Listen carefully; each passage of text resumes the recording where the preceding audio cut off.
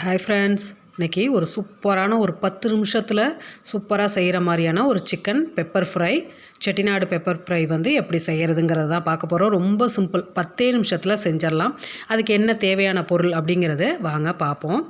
ரொம்ப ஈஸியானது. பாருங்கள், ஃபஸ்ட்டு ட்ரை ரோஸ்ட் பண்ணிக்கிறதுக்கு 1 ஸ்பூன் சோம்பு, 1 ஸ்பூன் மிளகு. இது பெப்பர் ஃப்ரைங்கிறதுனால மிளகு காரம் நிறைய நம்ம எடுத்துக்கலாம். 1 ஸ்பூன் ஜீரகம். இதை நல்லா ட்ரை ரோஸ்ட் பண்ணிக்கலாம். இதோடையே சேர்த்து நம்ம மல்லி 1 ஸ்பூன், வரமல்லி இருக்குது பாருங்கள், அந்த வரமல்லி 1 ஸ்பூன்.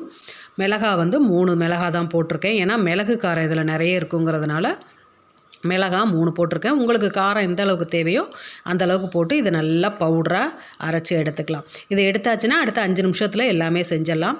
சிக்கன் எடுத்து கழுவி எடுத்து வச்சாச்சு.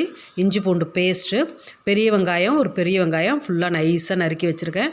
மல்லியும் கருவேப்பிலையும் நம்ம இடித்த பவுடரை எடுத்து டப்பாவில் போட்டிருக்கோம். சோம்பு தாளிக்கிறதுக்கு, உப்பு, மஞ்சத்தூள், குழம்பு மிளகாத்தூள், இவ்வளோ தான் இதுக்கு தேவையானது. கடலெண்ணெய் ஊற்றி சோம்பு தாளிச்சுக்குவோம். நீங்கள் பட்டை ஜாமான் போட்டு தாளிக்கிறதுனாலும் தாளிச்சிக்கலாம். இதுக்கு சோம்பு மட்டுமே நல்லாயிருக்கும்.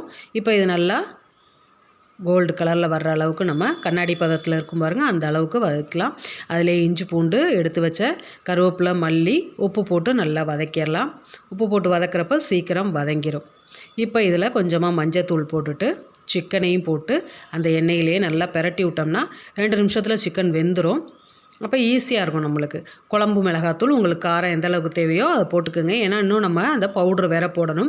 பாருங்கள், அரை டம்ளருக்கு தான் நான் தண்ணி ஊற்றிருக்கேன். ஏன்னா சிக்கன் நம்மளுக்கு நார்மலாக உங்களுக்கு தெரியும் தண்ணி விடும்னு, அதனால் அரை டம்ளர் தான் ஊற்றுனேன்.